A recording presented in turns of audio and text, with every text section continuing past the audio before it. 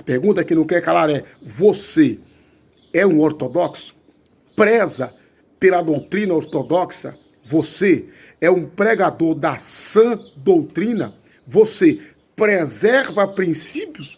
A sua mensagem é infundada no que os apóstolos falaram, no que Cristo fala, no que o Espírito inspira? Ou você já optou pelo achismo mesmo?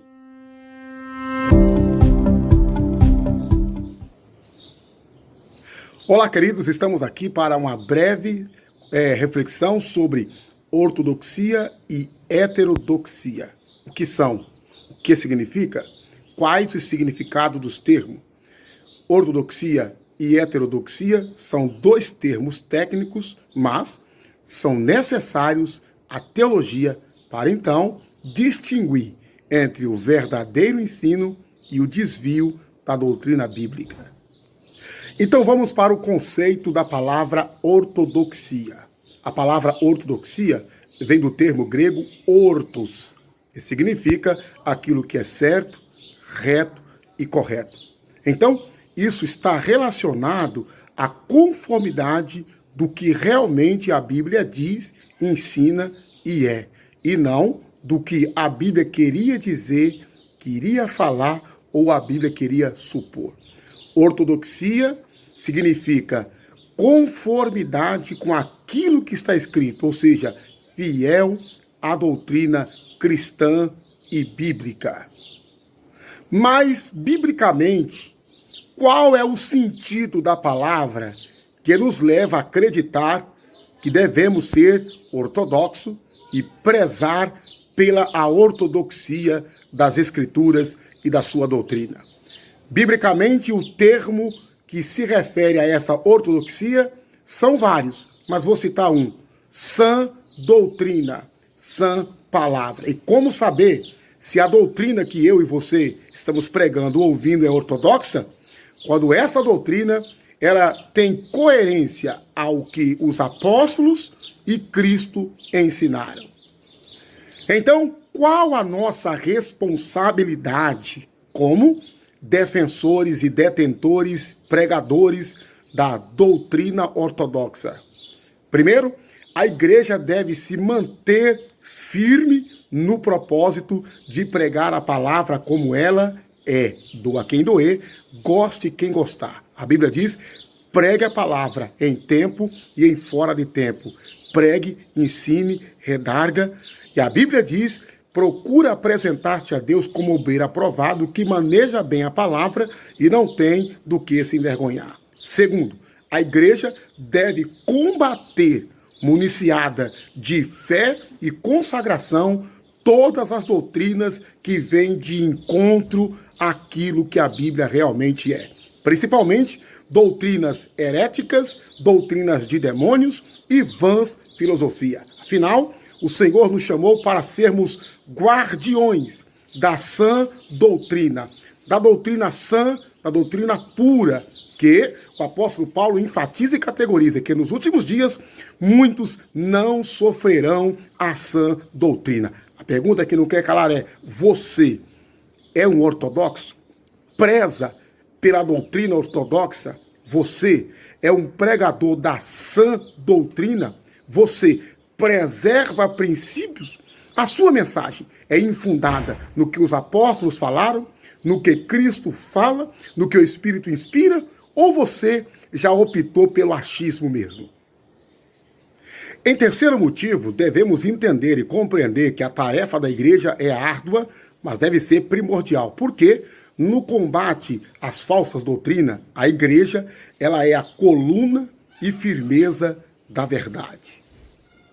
Em quarto lugar, precisamos entender qual a vantagem, qual o objetivo de preservar a sã doutrina. Será que preservar a sã doutrina não vai afugentar crentes da igreja? Será que abrir mão, ser mais flexível, ser mais light, não iria atrair mais gente para o nosso meio? Qual o papel de preservar a sã doutrina? Existem muitos adjetivos e substantivos que nos levam a acreditar que vale a pena preservar a sã doutrina. Mas entre muitos, vou citar: Quando preservamos a sã doutrina, preservamos um coração puro, uma vida santificada e uma fé viva e genuína de que o fundador da igreja é Cristo único e absolutamente. E ele deve ser pregado, venerado, adorado entre todas as suas criaturas. Em quinto lugar, precisamos entender que, por mais que tenhamos conhecimento, buscamos conhecimento, lemos esse livro, aquele, esse dicionário, aquele, esse comentário, aquele comentário, por mais que ouvimos fulano, Bertano, os pregadores da sã doutrina não abrem mão da Bíblia Sagrada. Ela sim é a fonte inerrante. A Bíblia Sagrada, ela é completa. A Bíblia Sagrada, ela não vai se renovar a cada dia. Ela é nova a cada dia. Ela é mais fiel do que o jornal que vai circular amanhã. Então, os pregadores da sã doutrina não abrem mão da Bíblia Sagrada. É nela, por ela e a ela que recorremos para saber o genuíno Evangelho e trazer aos corações aflitos e feridos. Pois a Bíblia diz: a palavra de Deus é mais penetrante e mais cortante que espada alguma de dois gumes, que penetra a divisão de alma e de espírito e é capaz de discernir as intenções do homem. A Bíblia, e só a Bíblia, deve ser pregada a todas as nações, a todos os povos, mostrando que essa Bíblia, por mais que seja atacada, por mais que os homens, os pseudos líderes, os hereges e o diabo tenham tentado por vários anos apagar, extinguir, calar, adulterar, ela permanece fiel e viva para a glória de Deus Pai. Agora vamos para o conceito da palavra heterodoxia. O prefixo heterodoxia vem da palavra heteros e significa diverso. Assim, a palavra heterodoxia nos remete à opinião diferente, à oposição aos padrões e normas estabelecidos. Para você entender, se a ortodoxia tem uma única visão e um só parecer, a heterodoxia tem várias opiniões diferentes sobre um único objeto. Então, a heterodoxia, acarretando em si mesma várias visões e opiniões diferentes à sã doutrina, quando o apóstolo Paulo se referia a essa, ele se referia a outra doutrina, ou seja, doutrina de homens escrupulosos que não se rendiam à infabilidade das Escrituras Sagradas nem aos ensinamentos de Cristo. Então, a partir de agora, eu vou descrever quais foram os prejuízos que a igreja primitiva sofreu e teve que amargar por causa dessa heterodoxia. Primeiro, eles introduziam filosofias. Segundo, eles introduziam nas igrejas interpretações dos judaizantes na doutrina bíblica. Terceiro, os falsos mestres se introduziam com a aparência de piedade, mas negando a eficácia de toda a doutrina de Cristo. Em terceiro lugar, a igreja primitiva sofreu com essa raça ruim e com essa cambada da heterodoxia, porque eles professavam a fé da boca para fora, mas não no coração. Professavam crer na doutrina dos apóstolos, professavam ser discípulos de Cristo, professavam guardar os mandamentos, mas não abriam mão de festas e costumes pagãos, costumes que até eram macabros e condenados biblicamente.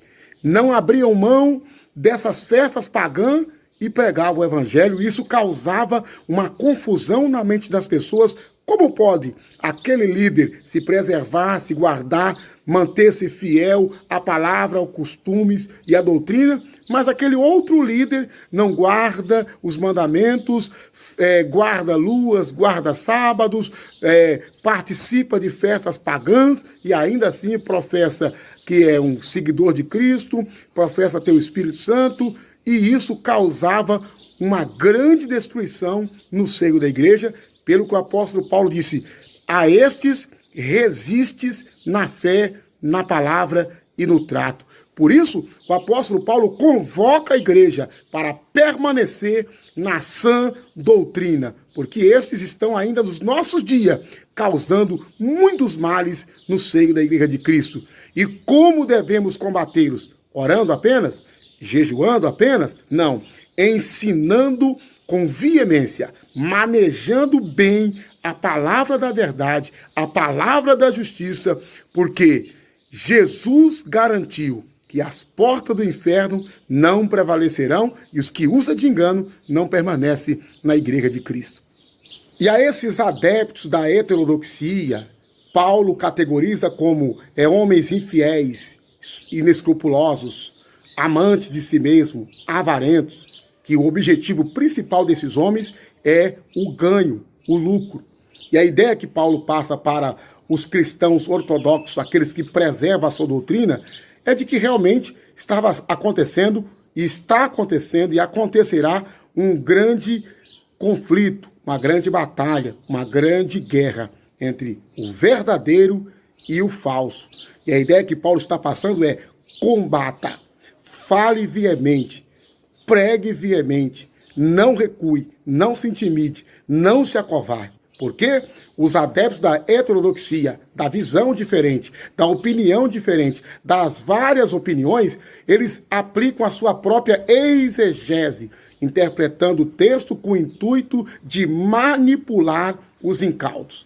E a esses, Judas cita: são manchas em nossas festas, árvores mortas, desarraigadas, estrelas errantes que estão no nosso meio. Então, a heterodoxia visa tirar, extrair o que tem de puro, o que tem de sã, o que tem de verdade das Escrituras e empurrar de goela abaixo seus dogmas, suas filosofias, suas sutilezas, com o único objetivo: ganho, lucro e, principalmente, desviar as pessoas da fé genuína e verdadeira. O conflito está aí: ortodoxia e heterodoxia.